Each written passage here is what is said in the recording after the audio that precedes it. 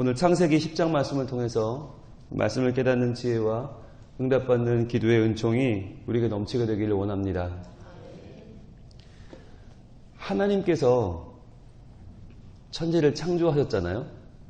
그리고는 아담과 하와를 에덴 동산에 두셨습니다. 근데 그들의 자녀가 몇 명이었어요? 일단 3명으로 우리는 알고 있죠. 물론 그 후에 더 아담과 하와는 자녀를 낳았습니다. 그런데 우리가 아는 3명의 자녀들은 어땠어요? 가인과 아벨과 셋. 그 가운데에서 가인은 큰아들이었지만 하나님 앞에 범죄하고 동생을 죽이고 유리방황하는 인생이 되죠. 그리고 셋이 그 아버지 아담의 대를 이어서 아담의 후손을 이어갑니다. 자, 그런데 그러한 일이 또 한 번 반복됩니다. 홍수 후에 노아의 세 아들 셈과 함과 야벳이 이제 다시 모든 세상의 사람들의 씨앗이 됩니다. 그래서 사람들은 아담을 인간의 시조라고 말하고 노아를 인간의 중시조라고 말해요. 다시 한번 인류가 창조된 것이죠. 다 죽었으니까요. 다 죽고 3명 남은 거죠. 그런데 그 3명이 우리 생각에는 서로 의좋게 살면 얼마나 좋아요. 다시 한번 가인과 아벨과 셋의 그 암울했던 역사를 반복하지 않고 이제는 다시 시작하는 거니까 3명이 힘을 합쳐서 정말 의좋게 잘 살면 참 좋겠는데 그렇지가 않아요. 그러니까 참 이게 부모 마음 같지 않은 거죠. 자녀의 삶이 말이죠. 그런데 오늘 10장 1절에 이렇게 시작하잖아요. 노아의 아들 셈과 함과 야벳의 족보는 이러하니라. 홍수 후에 그들이 아들들을 낳았으니 이렇게 시작이 돼요. 그러니까 홍수라는 기간 동안 그들은 1년하고도 17일간을 그 방주 안에 있었잖아요. 그때에는 삶에 너무 큰 위기가 찾아오니까 한 마음이 됐어요. 그냥 같이 지내는 게 큰 어려움이 없었어요. 그런데 그 이후로 그들은 각각 다른 삶을 살게 되었다라고 하는 것이에요. 각각 다른 자녀를 낳고 그 자녀를 낳으면서 점점 더 멀리 가게 되었던 것이에요. 점점 더 다른 길을 가게 되었던 것이에요. 그러니까 우리가 자녀들을 기를 때 가정에 위기가 닥치거나 아주 힘든 일을 겪어낼 때에는 별 문제가 없어요. 오히려 그럴 때는 한 마음이 돼요. 똘똘 뭉쳐서 그걸 뚫고 나가요. 근데 문제는 그게 해결된 뒤에요. 정말 급하고 중요하고 죽을 것만 같은 위기를 통과한 뒤에는요. 삶의 여유가 찾아오면서 그때부터는 각자 자기의 성격대로 성품대로 삶의 스타일대로 달라지더라는 것입니다. 오늘 이 족보를 이해하려면 우리는 9장을 조금 더 이해할 필요가 있는데요. 9장 18절 이후에는 노아 홍수 이후에 어떤 사건이 벌어졌는지가 나와 있어요. 자, 간단하게 말씀을 드리면 어떤 사건이냐면 홍수가 끝난 뒤에 방주에서 나온 노아가 포도나무 농사를 짓습니다. 근데 포도주를 마시고 거하게 취했어요. 본문을 잘 보면 원어로 보면 완전히 술에 떡이 됐다. 완전히 정말 완전 이 술떡에 빠져버린 것이에요. 그런데 그러고 나서 그 술 기운에 옷을 다 벗고 자기 장막에 드러누워 있었어요. 그런데 그의 세 아들 가운데 둘째 아들 함. 그런데 그 함이 계속해서 가나안의 아버지라고 나오거든요. 그러니까 아마도 학자들의 추측은 벌거벗은 노아를 본 것은 둘째 아들 함이 아니라 그 함의 아들 가나안이었을 것이다. 그래서 손자인 가나안이 그 할아버지를 봤어요. 자, 할아버지가 술 마시고 홀딱 벗고 누워있으면 어떻게 해야 돼요? 그 가나안은, 그리고 그 가나안의 아버지 함은 자기의 할아버지, 자기의 아버지 노아가 술 마시고 누워있는 그 부끄러운 모습을 밖에 나가서 알렸어요. 형들에게. 야, 형들아 이거 좀 봐봐라. 우리 아버지 봐봐라. 우리 아버지 이러고 있다. 그러고는 알린 거예요. 그러니까 알린 게 좋은 뜻으로 알린 게 아니라 놀리듯이, 즐기듯이 알린 거죠. 그리고 나서 어떻게 했어요? 큰아들 셈과 막내 야벳이 뒷걸음질 쳐 들어와서 그 아버지의 몸을 옷으로 덮고 아버지를 보호합니다. 자, 그렇게 하고 난 뒤에 그것을 알게 된 노아가 그 세 아들의 미래에 대하여 축복합니다. 여러분, 성경에서 축복은 굉장히 중요한데요. 왜냐하면 아버지의 축복은 하나님께서 그의 인생을 열어가시는 하나의 방법으로 소개되고 있기 때문이에요. 그러니까 아버지들이 자녀를 축복할 때는 그냥 기분에 따라 축복한 것이 아니라 하나님이 그 자녀의 앞날을 미리 보여주시는 예언으로 사용하신 거예요. 보겠습니다. 9장 25절. 이에 이르되, 자, 노아가 이제 세 아들에 대해서 예언을 합니다. 축복을 하는데 이렇게 말합니다. 가나안은 누구죠? 둘째 함의 아들이죠. 둘째 아들 함의 아들. 자, 둘이 세트로 아버지 할아버지를 놀렸던 그 가나안은 저주를 받아 그의 형제의 종들의 종이 되기를 원하노라. 자, 가나안 동그라미 하시고 저주를 받아 밑줄 그어보세요. 둘째 아들 함과 그 아들 가나안은 저주를 받았어요. 26절 또 이르되 셈의 하나님 여호와를 찬송하리로다. 자, 셈 동그라미 하시고 셈은 큰아들이죠. 그런데 셈이 받은 축복이 뭐예요? 셈의 하나님이 됐어요. 그러니까 하나님이 나는 셈의 하나님 하겠다. 이게 셈의 축복이에요. 그 다음에 27절 하나님이 야벳을 창대하게 하사. 야벳 동그라미 하시고 하나님이 야벳을 창대하게 하사 밑줄 쫙 그어보세요. 그러니까 야벳이 받은 복은 뭐냐면 창대하게 되는 복이었어요. 여러분, 여기서 우리가 25절이 확실히 나쁜 건 알겠죠? 자, 가나안이 저주받는 건 나쁜 거 알겠죠? 그러면 26절, 27절은 좋은 거잖아요. 그죠? 그런데 뭐가 더 좋은 겁니까? 셈의 하나님이 되는 게 더 좋은 겁니까? 하나님이 야벳을 창대하게 하는 게 더 좋은 겁니까? 예, 우린 여기서 헷갈리거든요. 우리는 창대하게 해주는 게 훨씬 더 좋은 것 같아요. 그죠? 그런데 실제로는 어때요? 셈의 하나님이 더 복을 받은 거예요. 셈은 셈의 하나님이 나는 셈의 하나님 할 거야. 그러신 거예요. 그러니까 아버지의 부끄러운 모습을 감추어드리고 아버지를 존중하고 존경했던 큰아들 셈, 그 셈의 하나님이 되시겠다고 하나님 선언하셨어요. 그러나 셋째 야벳도 형을 도와서 아버지에게 효도를 했기 때문에 그에게는 창대하게 되는 복을 주겠다. 그래서 오늘 읽은 창세기 10장은 이 세 가지 저주와 축복이 어떻게 이루어지고 있는지를 보여주는 족보예요. 그러니까 이제 9장의 그 세 가지 세 아들의 미래를 알고 10장을 읽어야 10장의 눈에 들어오기 시작하는 거예요. 보겠습니다. 자, 10장 1절은 함께 읽었고요. 2절 보겠습니다. 2절부터 5절까지가 야벳 셋째 아들부터 나와요. 왜 셋째 아들부터 나올까요? 순서는 셈, 함, 야벳인데 2절에는 야벳 막내 아들부터 나와요. 왜 그럴까요? 막내가 제일 성공했거든요. 그러니까 막내가 제일 창대해졌잖아요. 창대한 아들부터 나오는 거예요. 순서가. 자, 2절에 야벳의 아들은 쭉 나오는데 5절 볼게요. 이들로부터 여러 나라 백성으로 나뉘어서 각기 언어와 종족과 나라대로 바닷가의 땅에 머물렀더라. 자, 2절에 야벳 동그라미 하시고 5절에 바닷가의 땅에 머물렀다 밑줄 그어보세요. 바닷가의 땅이 어떤 땅입니까? 최고의 요지입니다. 바닷가의 땅에서 무역이 이루어지고요. 이때는 비행기가 없었잖아요. 다 배 타고 무역을 했기 때문에 배 타고 모든 부와 재물이 다 왔다 갔다 하니까 바닷가의 땅이 제일 중요한 땅이에요. 그리고 바닷가가 왜 중요합니까? 바닷가에 살아야 다른 나라를 침략하죠. 침략해 들어가서 그 나라를 먹을 수가 있어요. 여러분, 옛날에 유럽 백성들이 영국, 노르웨이, 스페인 다 바닷가에서 침공에 들어가서 다른 나라 다 먹었잖아요.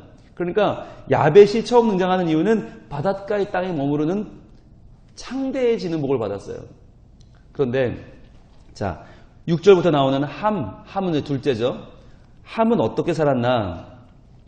6절 함의 동그라미 하시고 8절로 가보겠습니다. 구스가 또 니므롯을 낳았으니 그는 세상의 첫 용사라. 그가 여호와 앞에서 용감한 사냥꾼이 되었으므로 속담에 이르기를 아문은 여호와 앞에 니므롯같이 용감한 사냥꾼이로다 하더라. 자, 이렇게 볼 때는 인간적으로 보면 함의 자손도 못지않게 성공했네 이런 느낌이 들어요.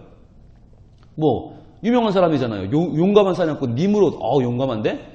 우리는 그런 생각을 하게 되는데요. 아니요, 그렇지 않아요. 잘 뜯어보면 이건 저주예요. 왜 저주를 받았나? 여러분, 니므롯이라고 하는 이름이 뜻이 뭐냐면 반역자입니다. 반역자. 니므롯 반역자. 그러면 누구한테 반역한 겁니까? 하나님께 반역한 것이죠. 그러니까 니므롯은 하나님께 반역한 사람인데 그는 세상의 첫 용사다. 용사라는 말이 이 원어의 뜻을 풀어보면요. 포악한 자란 뜻이에요. 포악한 자. 자, 그러니까 하나님께 반역하여 포악한 사람이라는 뜻이죠. 니므롯은. 그래서 9절에 그가 여호와 앞에서 용감한 사냥꾼이다. 이 여호와 앞에서라는 이 앞에서가요. 대항하다는 뜻이 있어요. 그러니까 영어의 against예요. 하나님을 대항하여 용감하다는 말이 뭐라고요? 포악하다고 그랬죠. 포악하다. 그러니까 하나님께 대항하는 포악한 사냥꾼이 니므롯이에요. 그러니까 아문은 여호와 앞에서 니므롯같이 용감한 사냥꾼이다. 이 말은 바꿔 말하면 아문은 여호와를 대항하여 반역자다. 포악한 사냥꾼이다. 이런 뜻이죠. 절대로 좋은 말이 아닌 거죠. 여러분, 우리가 오해하면 안 되는 것이 세상 사람들은 누구를 좋아하냐면 힘세고 뭔가 좀 잔인하고 포악하고 사람들을 마구마구 짓밟는 사람들 보면 와 대단하다 말해요. 세상이 말하는 스타가 뭐예요? 결국은 남 많이 짓밟은 사람이 스타가 되는 거예요.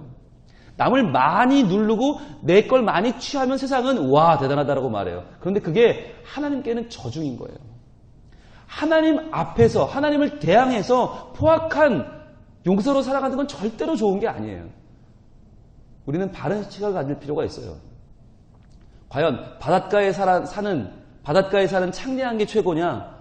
세상 사람들에게 인기를 끄는 세상의 포악한 용사가 되는 게 최고냐? 아니, 둘 다 아니라는 거예요. 둘 다 아니에요. 그럼 뭐예요? 하나님이 내 하나님이 되어주시는 거. 하나님이 너는 내 자녀다, 내 백성이다 말해 주시는 거, 그게 가장 좋은 거예요. 자, 계속 볼게요. 그러면 저주받은 그들은 어떻게 살았나? 10절. 그의 나라는 누구의 나라입니까? 함의 족속, 가나안의 나라죠? 자, 신할 땅의 바벨. 눈에 들어오시죠, 이제? 자, 바벨탑이 지어지는 땅. 여러분, 그 땅이 좋은 땅일까요? 하나님을 대항하여 계속 높아지는 땅. 교만이죠, 교만. 내가 하나님 할 거야. 그러면서 하나님이 계신 하늘을, 그 영역을 넘보며 계속 올라가는 바벨은 인간이 볼 때는 어마어마한 문명이지만 하나님이 볼 때는 교만한 것이에요. 그건 절대로 복이 아니에요. 저주예요. 11절. 그가 그 땅에서 아수르. 자, 아수르 밑줄 그으시고 니느웨 밑줄 그어보세요. 자, 아수르로 나간 니느웨는 아수르의 수도인데 아수르는 어떤 나라예요, 여러분? 가장 폐역한 나라입니다. 가장 악한 나라입니다. 그래서 이 니느웨로 가라는 명령을 받았던 사람이 누구냐면 요나죠. 요나한테 가서 하나님이 니느웨로 가서 이 아수르가 멸망한다 라고 전하라 그랬더니 요나가 어떻게 했어요? 그 하나님의 사람이 거역하고 도망가죠. 왜요? 아무리 생각을 해봐도 이 잔인한 나라 아수르의 수도 니느웨가 왜 구원받아야 되는지 모르겠는 거예요, 요나는. 이런 나라는 쫄딱 망해야지. 이렇게 잔인하고 이렇게 폐역한 나라가 망해야지 싶어서 요나가 도망갔다니까요. 어디로 가서? 다시스로 도망갔죠. 하나님이 억지로 끌어잡아와서 물고기 뱃속에서 3일을 있게 하고 니느웨로 돌아오게 했지만 그러나 요나의 마음은 끝까지 열리지 않죠. 왜? 니느웨는 그만큼 악한 나라니까. 그러니까 하나님이나 되시니까 니느웨를 구원하지 인간은 니느웨를 구원하는 걸 동의할 수 없을 정도로 악해요. 그러니까 이게 뭐예요? 저주죠. 이건 저주예요. 12절. 민 니느웨와 갈라 사이에 레셀을 건설하였으니 이는 큰 성읍이라. 큰 성읍 밑줄 그어보시고. 이게 인간이 볼 때는 야, 큰 성읍 대단한데? 야, 니느웨, 아수르, 바벨 대단한데? 인간은 이걸 좋다고 말해요. 그러나 이건 절대로 좋은 게 아니다. 왜? 이 큰 성읍이 뭐예요? 결국 하나님을 대항해서 포악함으로 만든 성읍이에요. 수많은 인간들을, 수많은 사람들을 짓밟고 세운 성읍이에요. 이건 절대로 좋은 성읍이 아니에요. 이건 축복이 아니다. 14절 바드루심과 기술루임과 갑도림을 낳았더라. 가술루임에게서 블레셋이 나왔더라. 블레셋 밑줄 그어보세요. 블레셋이 누굽니까? 예, 히브리인들의 원수죠, 원수. 아주 그냥 죽도록 싸우죠. 지금도 싸우잖아요. 블레셋이 팔레스타인이거든요. 팔레스타인과 이스라엘 백성은 지금도 싸우죠. 물론 뭐 오늘날 보면 누가 잘하는지 잘 모르겠지만, 그러나 이 블레셋은 거의 영원히 이스라엘 백성의 적입니다. 15절 가나안은 장자 시돈과 헷을 낳고, 자, 가나안 동그라미 하시고 시돈 밑줄 헷 밑줄 그으시고, 16절 또 여부스 족속과 아모리 족속과 게르가스 족속과 히위 족속과, 자, 여부스 밑줄 아모리 밑줄 게르가스 밑줄 히위 밑줄. 자, 여러분 많이 본 이름들 아니에요? 언제 봤어요? 여호수아가 가나안 땅에 들어가서 다 내쫓은 백성이에요. 왜? 이들은 가나안 땅에서 죄를 먹고 마시면서 하나님을 잃어버리고 우상을 섬겼던 백성들이죠. 그런데 이 가나안 땅에 살았던 족속 시돈, 헷, 여부스, 아모리, 기르가스, 히위가 다 누구냐?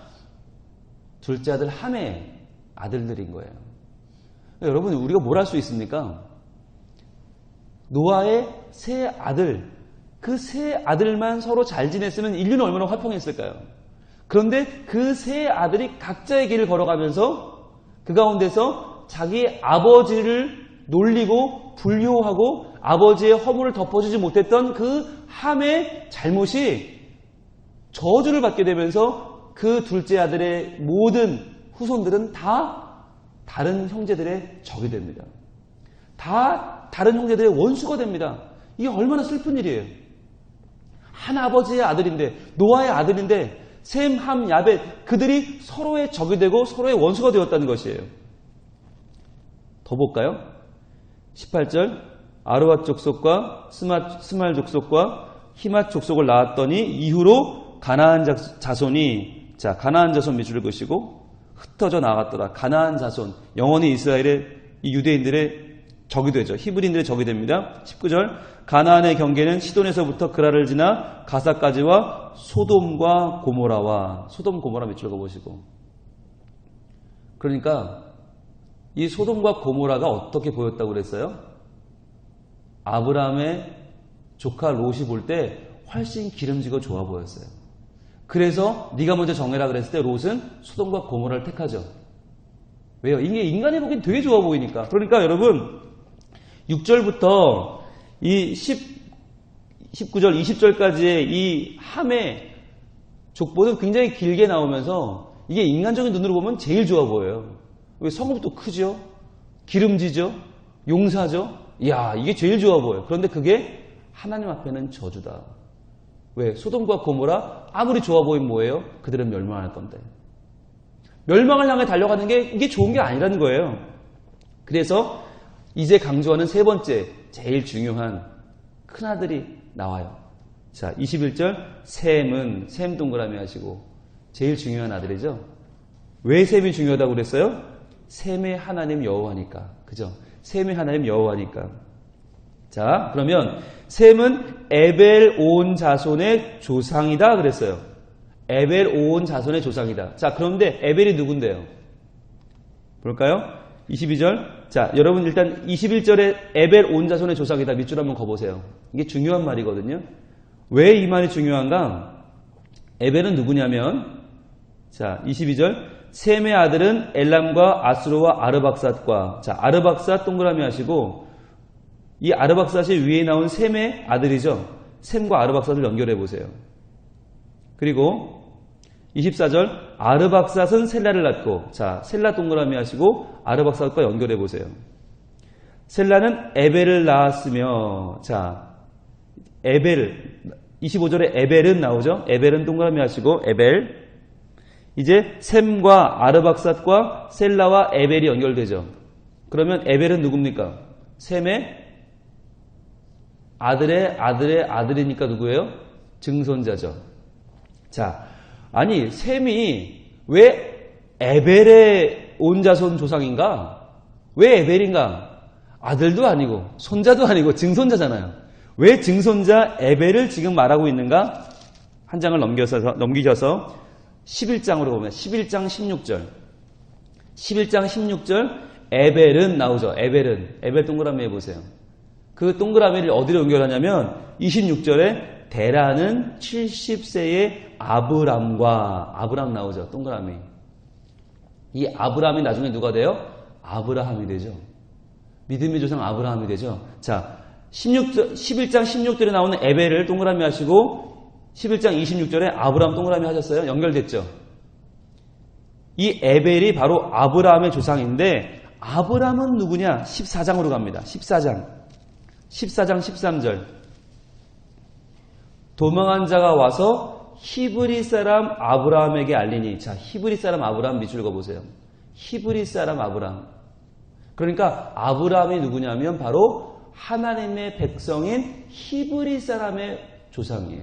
자, 히브리 사람이 시작되는 역사적인 시작은 아브라함인데 그러면 그 아브라함의 시작이 누구냐? 히브리의 진짜 시작이 누구냐? 다시 돌아옵니다. 11장 16절에 에벨이죠. 에벨이 아브라함과 연결해 놓으셨죠. 에벨은 히브리 사람의 원조인 거예요. 히브리의 조상. 그래서 그 에벨이 누구에 돌아옵니다. 10장 21절 셈은 에벨 온 자손의 조상이다. 이 말이 무슨 의미입니까? 이제 바꿔 말하면 바로 아브라함의 뿌리 히브리 사람의 원조인 에벨의 조상이 셈이다 라고 하는 거죠. 그러니까 이제부터 시작되는 모든 하나님의 백성의 역사는 누구부터예요? 셈부터인 거예요. 그래서 셈이 중요하고 그래서 에벨이 중요하고 그래서 아브라함이 중요한 거예요.